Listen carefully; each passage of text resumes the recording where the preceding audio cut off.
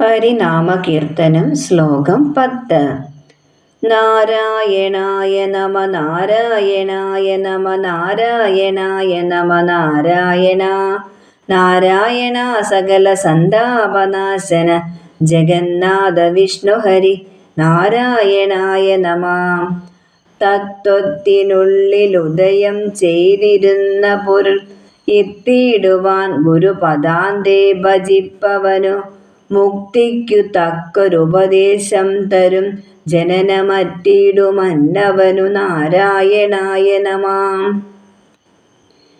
പിന്നാലെ അഞ്ചും അഞ്ചും എന്നുള്ള ശീലിൽ വിവരിപ്പാൻ ഭാവിക്കുന്ന 96 തത്വങ്ങളെ ഉള്ളിൽ ഉദയം ചെയ്തിരിക്കുന്ന പൊരുൾ ബ്രഹ്മസ്വരൂപമാകുന്നു.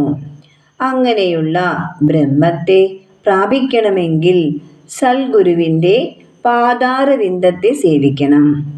അങ്ങനെ സേവിക്കുമ്പോൾ മുക്തിക്ക് കാരണമായ ഉപദേശം എന്നത് 96 തത്വങ്ങളുടെ ഉള്ളിലാണ് ഈശ്വരൻ്റെ സ്ഥിതിയെന്നും ഈ കാണുന്നതൊക്കെയും ഇല്ലാത്തതെന്നും ബ്രഹ്മം സത്യമായുള്ളതെന്നുമുള്ള ജ്ഞാനമുണ്ടാകും.